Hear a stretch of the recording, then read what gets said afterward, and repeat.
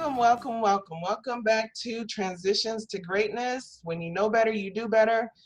I am Dr. Kelly, your host, and today I'm so excited to have with us Frank Kitchen, the mindset coach.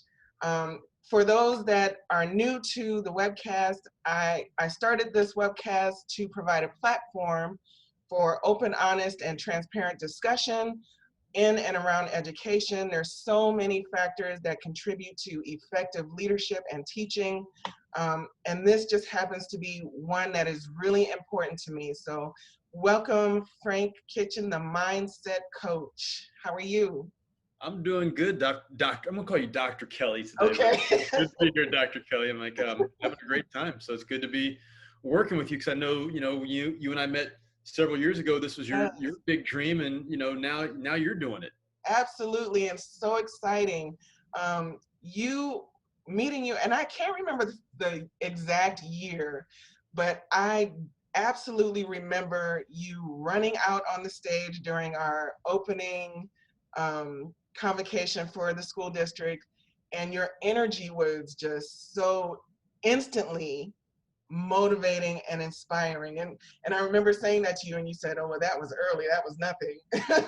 Yeah, I mean, that was funny. That was actually 5 years ago, and we'll talk about it today during the interview because the reason I remember it was that was pretty much the kickoff for what I do. I mean, Yes. you and a lot of people don't know the story about how that worked out, and we'll talk about it more. But yeah, that was 5 years ago right there, for Painesville City Schools. And the reason I had a lot of energy was I had worked within the district before. So, I was there with my family, my community to be there. So, I mean, that gives you energy. And as you said, that was like 8, 9 o'clock in the morning, East Coast time. I live on the West Coast. Yes. That was 5 o'clock. So when people see me in the morning and my energy level is there, I'm going, like you said, if you think that's, crazy, wait until I wake up.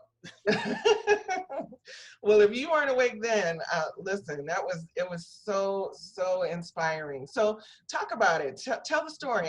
I know you have a story, Fired on Father's Day, which is really intriguing. So tell us a little bit about yourself. Yeah. So the big deal is, like you're saying, mindset coach, because I was trying to figure out what do I do. I just realized that essentially it wasn't my talent, my skill, it was, or my network, it was my mindset that was holding me back for years. And, years ago I worked in, outside of Cleveland, Ohio at Lakeland Community College. And I taught leadership and worked with student development. And I was always pushing students to go out and live their dreams, so it's like, hey, what's the dream you hunger for? So I was pushing them. And at the same point, the students were watching me, and there's a disconnect. It's like, oh, well, you're challenging us, but why aren't you doing what you're teaching us? Mm-hmm. And one of my students, you may actually know him, but his name is Damon. But Damon comes up to me one day, goes, Frank, you challenge us to live our dreams. What are you doing to live yours?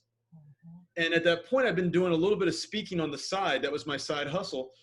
So when I heard that, I was like, oh, wow, let me look into this more. And within that year, I actually quit my college job to start to be a professional speaker. Mm-hmm. But the big deal was I had the, quote, talent, but I didn't really have the skill. I hadn't really trained myself to learn all those business parts of it. Oh, yeah. And I went out and I had some success, but it wasn't the success of what I needed to take care of myself. So I had moved to Arizona because I met my wife and wanted to go be close to her.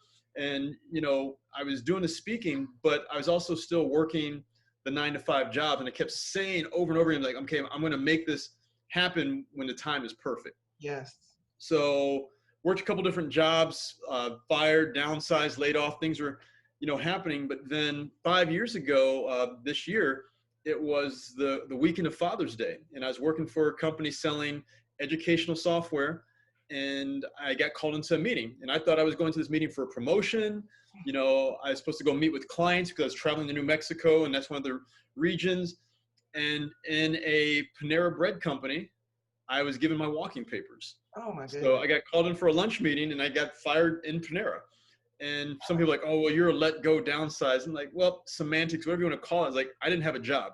Exactly. And the big case was my wife was 6 months pregnant, going on 7 months. So she's pregnant. She was a teacher, but, once she got pregnant, let her contract expire because, got to take care of the kids. Right. We had a 2-year-old, and then we're going to go see her family that weekend for Father's Day. So I got to go into my father-in-law's house and say, hey, guess what? I have no job. Your 3rd grandchild's on the way, and I want to be a professional speaker. You know, but the thing was with that weekend, I was set up to do a speaking showcase. Mm, And my father-in-law had never seen me speak live, and he was a production and PR guy. So he came to watch, and my wife pushed me like, "Hey, take my dad with you. You know, this will make you, let's just go focus on this." And he came and watched it, and he's in the back of the room. I got several hundred people in the room, and all I'm doing is focused on him, thinking like, what is he going to think? yes, Because yes. I'm married to his baby girl.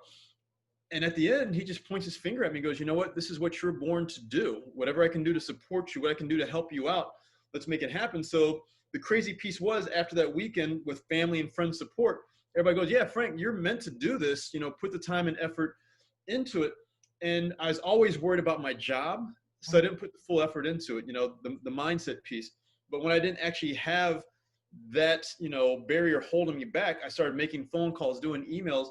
And one of the phone calls was my good friend Scott Cummings, who's there at Painesville City Schools. And I go, "Hey, I'm going to be in town speaking at an event. Can I do anything for the school district?" And he's like, "Let me reach out." And what happened was, usually I would go out for one day, then come back to my work. Mm-hmm. That week turned into a week's worth of teaching in the Cleveland area as far Oh, as speaking, wow. Wow. because I wasn't worried about taking a vacation day or getting back. So that was the kickoff to me doing a speaking career. That's incredible, and I sense that that is why I was so connected to you, because 18 years of teaching, and in the beginning, I'm motivated new teacher and passionate. I'm there all hours of the day, but then towards the end, beginning to feel kind of restricted, and it just didn't feel the same. And so I too was speaking on the side. I was speaking at conferences, and I'll grow my business. I'll grow my business on the side. There's no possible way that you can grow a business like this with a 9 to 5, right? So it just got to the point where I had to change how I thought about myself and my abilities, and I had to give myself permission to shoot for the stars and go for my dreams. And really, I thought about you all the time. And then at the very end of that session, that morning session, you said, "If anyone has any questions about what I do, call me." And I did. And that's how this relationship was born. And I appreciate that you opened that up, because what it allowed was for me to believe that what I want to do, speak, I can do. And you've always given the encouragement that I need to keep pushing and keep going. So I really am inspired by your whole journey, because I feel like it connects to my journey. Yeah, I mean, the case is like with my story, and I hadn't shared it enough, was, we're in this world of perfection, and we put up these Yes. false facades. And when I first started speaking, I'd never really gone through any tough times, and I was almost trying to speak from perfection. That's what I Yes. first learned in speaking. But my speaking and my business got better when I actually let down the barriers and said, "Hey, I've been fired on Father's Day. I had to ask the bill collector for a job," Mhm. because, and people connected with that, because we connect with imperfection more than perfection. So as you said, when I got a chance when you first met me to share that, and then the funny piece is, for everybody who's watching and listening to this, we're all thinking, "Okay, I can't be like Dr. Kelly. I can't be like Frank." And that's the mental piece holding us back. We create these physical barriers. And the funny one is, as you said, you called me.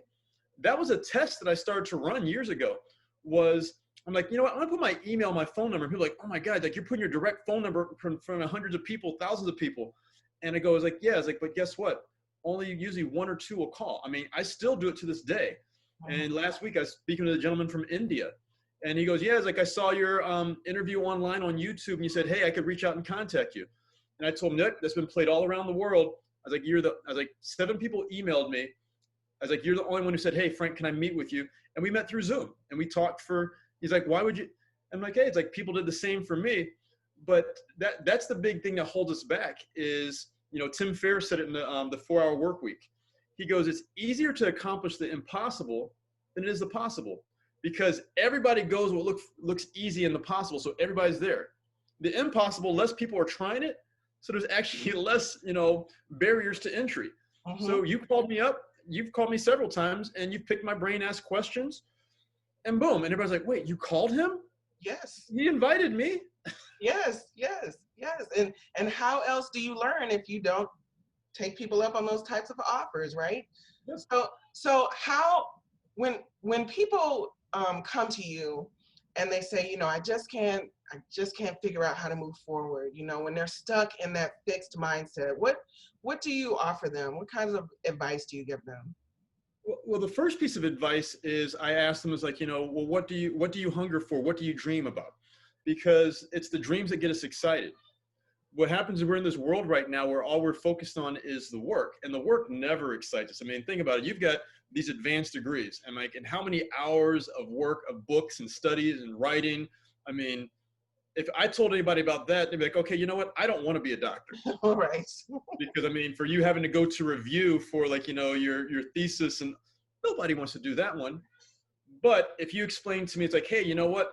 I get to go travel around with my son as he's, competing to be on the Olympics, and I get to have this time here, and I get to pick out my color design. We get excited about emotion. The emotion is what excites us to go and do, and we have to focus on the results of our work and not the work. So when I work with people, I'm going, hey, explain to me. I've got entrepreneurs that I work with, and I was like, explain to me. It's like I want to, I want my own. I want to control my calendar and my own schedule. I'm like, that means nothing. They're like, what? I was like, that means nothing. It's like, what does controlling your own schedule look like? Like, oh, I want to be able to go and get a manicure anytime I want to. I'm like, okay, see, it's like that made you smile, that made you excited. Another person's like, I want to be able to watch a movie in the middle of the day, just go to a movie theater. I want to go on my own vacation. Like, well, where do you want to go to vacation? Like, oh, I want to go to Italy. I'm like, and what do you want to go do in Italy? Well, I want to be able to go to the glass shop and go get the shoes and get the food. That's what excites us. But what happens is we're rarely pushed to go think about the results of it, the excitement. Everybody just talks about, oh, you're going to have to read this and write this or put these hours in. And think about it, work doesn't excite people. Right. It's the results of the work. So like with you or people like you who I've talked to, they'll be like, hey, what's going to happen? Oh, I'm going to have this #1 podcast and I'm going to use it to change lives.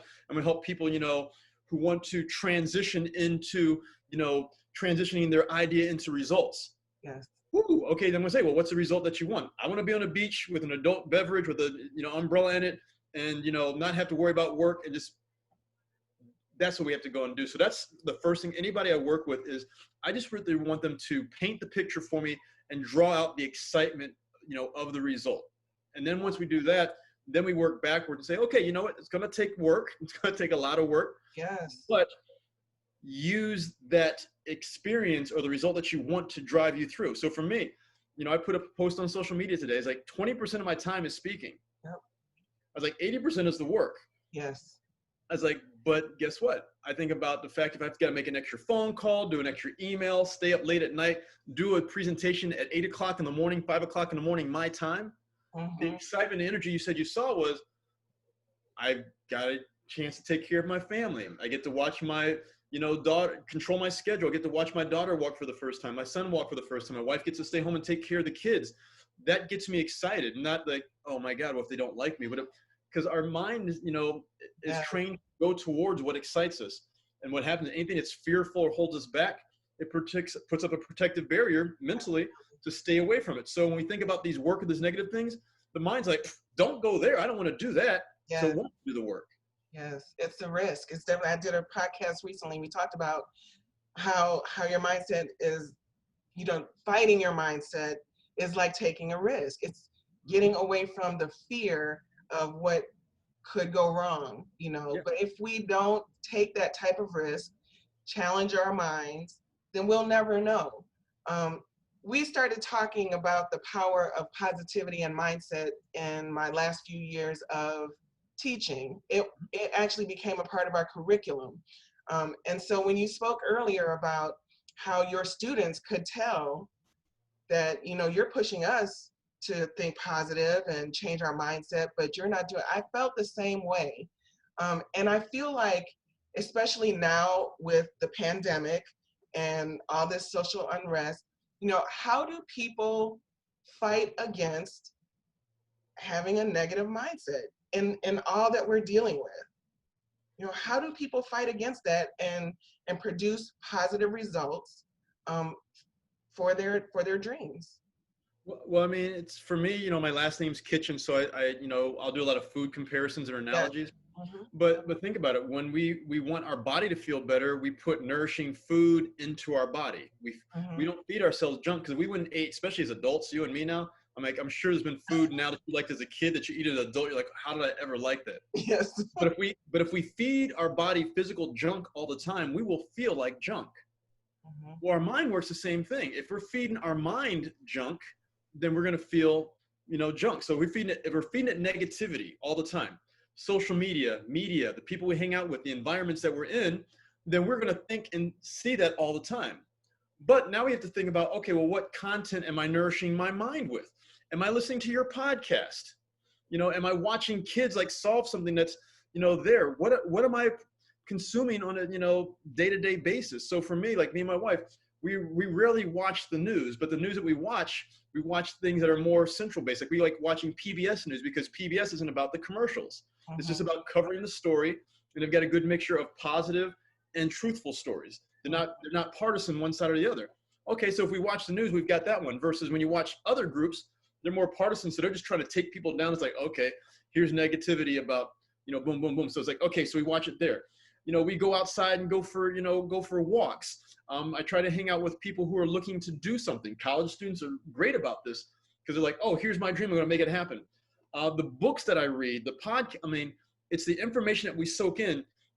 And generally I tell people, it's like, I'm looking for a solution-based mindset or people who are creating solutions. They're not complaining. They're not, that's the problem. It's like, what's the environment that we're in? If you're in a negative environment, you're going to be negative. If you're around negative people, you're soaking that up, you're going to be negative. If you're getting negative information to you, we have to watch where we put ourselves. And I always will tell people this one is like, if you can't choose your environment, then create the environment. So Yes. if you Yes. can't find that positive environment or culture to be a part of, go create it yourself because you have that ability. And right now we're one click away from anybody in the world. We've got our phones, our computers. We can watch what we do. Even how we start our mornings off with, people who I work with, I always ask, how do you start your morning? And like, oh, I jump on social media. I'm like, okay, well, what's on there? Especially right now during COVID and like election crisis, it's people yelling and fighting. So guess what? That's how you start your day. My Yes. day usually starts off with reading an affirmation, doing a prayer, drinking water, exercising, reading a book that's going to help me grow my business for the first 15, 30 minutes. My first hour is dedicated to me growing. So now once I get into the emails and the work of the day, I've already done something positive to start my day off with. Mhm. So even from that one, just how we start our day. Yeah, that's great, great advice. Mindfulness has been something that I have really worked to include in my day, and especially during the pandemic with my family. So family is big for me. I love spending time with my family. So my children don't have school today. They never have school. I don't know. They're always out. But but when they are out, I have the ability now to make time to be with them. So that's really important. So during pandemic, we made sure to play games, TV off, screen time off. We shut it down so that we could uh, enjoy each other. And that has really helped them, and it's helped myself and my husband to really maintain a positive attitude about all the things that are going on. Yeah. Um, so I think that's great. Like even for you on social media, like I follow your post on all of your different social media, but I don't think I've seen any negative post ever on your deal. And I'm not saying that I can be a track person or I'm going to be a bobsledder like your son, but you show pictures of you guys traveling and doing. But when I can see somebody else living their passion or their dream or their purpose, Mhm. then you're like, okay, you know what? Well, they're really good at track, or she's really good about being a mother. And oh, here's a picture of the family going. It's like, oh, you know what can I do that's similar to that?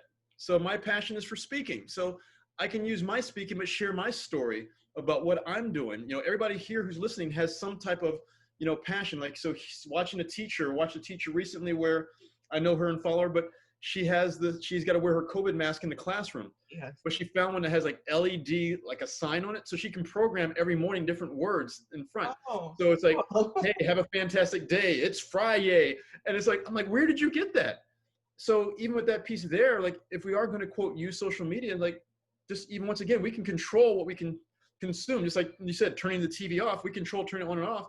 When we turn it on, we can also control what we're watching. So we watch a lot of documentaries. I mean, it's Yes, just something. It's all a choice, and that's what it all comes down to. It's just a choice. absolutely, absolutely. In full transparency, social media was not a positive piece of my life in the beginning, but I was also younger, and I've experienced some other things since then. But releasing and learning how to avoid negativity as a part of my greatness model for leadership, I think it's so very important that we pay attention to who's in our circle, who we engage with, what what we do with certain information. Like you said, it's a choice. So we can choose to be upset, or we can choose to learn a lesson from the things that that enter our space. So I agree, and I think that's so very important. Um, any last words you want to share with our viewers?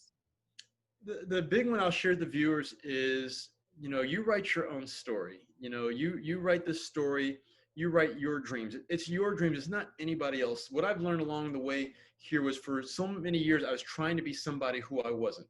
Hmm. And anybody I coach or work with, I go, hey, we're trying to pull the best out of you, not trying to change you.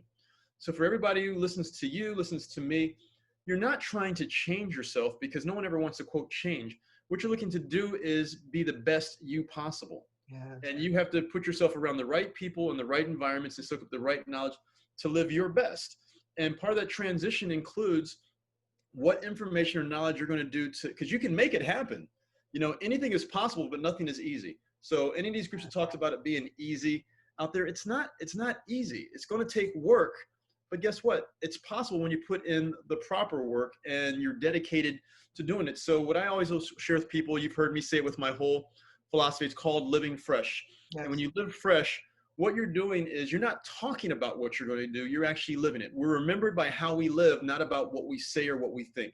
And when you're living fresh, what you're doing is you are committing. And when you make a commitment, it means you got to do it. But you're committing your time, your talent, your team, and your treasure to live your dreams, but also help others live theirs. So with me, with Dr. Kelly, what happens is our time is being committed to living our dream, which is to take care of our families. uh-huh. But in order to do that, we have to either use the people around us, our team, we have to use our talents, our education, our knowledge, our experiences, and we also have to dedicate that time. But at the same point, while we're living that dream, we're using it to help others. So you can keep all this knowledge for you, Dr. Kelly, but guess what? You're putting together this podcast to share that knowledge. So this is your dream, but you're helping others live theirs. For me, I could keep all this here, but I'm sharing with everybody. You said, Frank, what's the last word? Because I want them to live the dream. So the big one is, for anybody listening to this, go out, live fresh. And when you live it, guess what? As Dr. Kelly said before, reach out to Dr. Kelly, reach out to me. Yes, If you're having struggles or having issues, you don't have to do it all by yourselves. There's people in the world who want to help you out. And guess what? That's what we like to do. So if you want to transition to greatness, just make sure you reach out and you go out there and live it. absolutely. Thank you for that. So thinking, your mindset is a great part in how you live your life. You have the total ability to define your destiny, define your greatness. So like Frank said, like I said, just go out, do your best, be the best version of you that you can be every single day. Thank you so much for being here.